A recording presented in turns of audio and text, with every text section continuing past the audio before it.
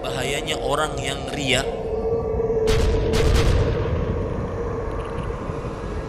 orang yang suka mengungkit-ungkit pemberian, orang yang suka ujub dengan amalnya. Perhatikan kata Allah Subhanahu wa taala, perumpamaan dia seperti perumpamaan batu yang bening, di atasnya ada pasir-pasir. Kemudian batu tersebut dituruni oleh hujan. Akhirnya pasir yang ada di atas batu tersebut hilang, habis, bersih, putih, bening, seperti tidak ada pasir sedikit pun. Kata Imam Ibnu Hajar Al-Asqalani, riya itu adalah menampakkan ibadah supaya dilihat sama orang lain. Apa tujuannya? Agar dipuji. Itu definisi dari riya. Coba perhatikan sebuah hadis yang diriwayatkan oleh Imam Ibnu Khuzaimah. Rasulullah SAW pernah keluar menemui para sahabatnya, lalu beliau bersabda, "Wahai manusia, jauhi kalian dari syirik-syirik rahasia." Para sahabat bertanya, "Wahai Rasulullah, apa itu syirik rahasia?" Maka Rasulullah SAW bersabda, "Seseorang sholat, lalu dia memperbagus sholatnya gara-gara dilihat oleh seseorang." Lihat hadis Rasul sallallahu alaihi wasallam riwayat Imam Ahmad dari Abu Sa'id Al-Khudri radhiyallahu an.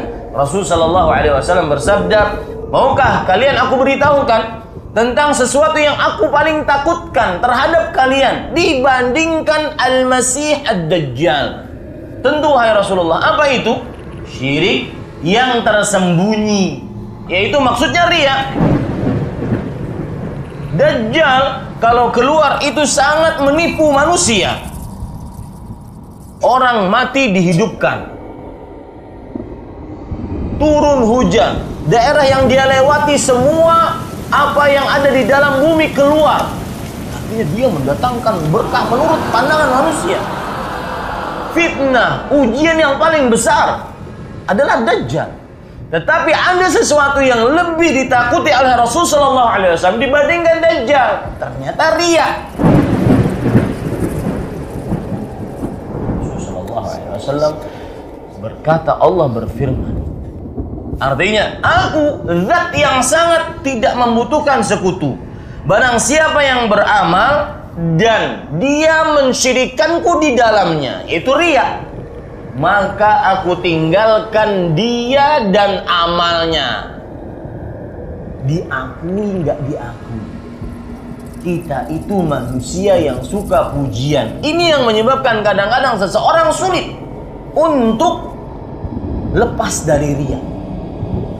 Jangan pernah tertipu dengan pujian manusia.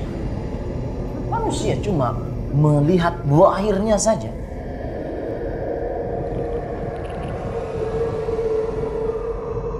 Penyakit riya ini harus diobati karena dia adalah sifat orang munafik al-khullas.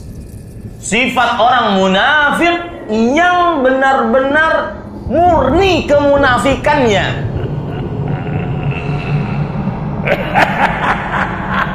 Munafik yang bukan hanya sekedar munafik amali, munafik i'tiqadi, munafik yang merupakan akidah. Bagaimana yang disebutkan oleh Allah Subhanahu wa taala,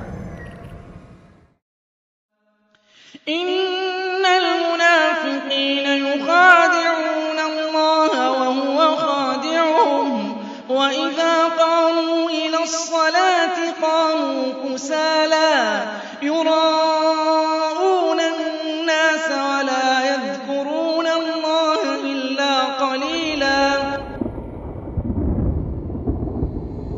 orang riya pasti amalnya tidak maksimal, tidak memperhatikan kualitas, pasti asal terlihat dan pasti terputus setelah tidak dilihat lagi oleh manusia. Orang yang istiqamah tanda ikhlas, yang tidak istiqamah tanda tidak ikhlas, pasti terputus.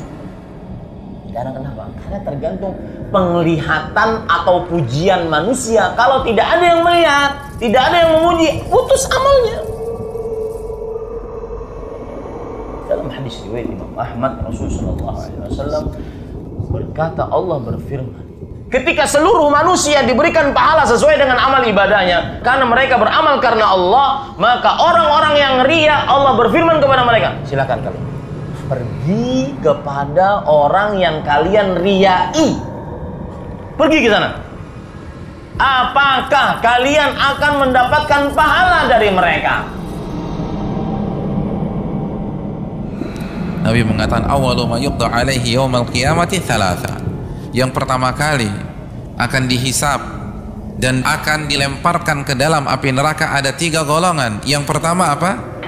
Rajulun ustushhida, orang yang mati di kancah jihad. Lalu orang ini dihadapkan di hadapan Allah. Lalu Allah sebutkan nikmat-nikmatnya yang Allah berikan di dunia. Allah sebutkan nikmat Allah. Lalu apa yang dikatakan? Aku berperang di jalanmu sampai aku mati syahid. Apa kata Allah? Kadzabta, dusta, walakinnaka qatalta liqal jari. Namun pada hakikatnya engkau berperang agar dikatakan pahlawan, faqadakil, dan gelar itu telah engkau dapatkan. Lalu Allah panggil malaikatnya. Lalu orang ini diseret dengan wajah yang ada di bawah sampai dilemparkan di dalam api neraka. Na'udzubillah min dzalik. Lalu orang yang kedua ini mempelajari ilmu agama, lalu mengajarkannya dan membaca Al-Quranul Karim. Lalu orang ini dihadapkan di hadapan Allah. Lalu Allah jelaskan nikmat-nikmat yang Allah berikan kepada dia. Untuk apa engkau gunakan nikmat tersebut? Dengan bangganya orang ini mengatakan, ta'allamtul ilma wa 'allamtuhu wa qara'tu fikal Quran. Aku mempelajari dan mengajarkan ilmu agama, membaca Al-Quran semata-mata untuk mencari ridhamu. Apa kata Allah? Kadzabta, dusta, bohong. Namun sejatinya engkau mempelajari dan mengajarkan ilmu agama agar dikatakan alim, ulama, ustadz, tuan guru. Dan engkau membaca Al-Quran agar dikatakan qari, faqadakil, dan gelar itu telah engkau dapatkan di dunia. Allah kembali memanggil malaikatnya untuk menyeret orang ini sampai dia hempaskan dan dilemparkan di dalam api neraka. Dan yang ketiga adalah seseorang yang diberikan harta oleh Allah. Orang ini mengatakan dengan bangganya, aku tidak pernah meninggalkan satu jalan kebaikan pun yang engkau ridhai, yang engkau cintai, kecuali aku dermakan hartaku di sana.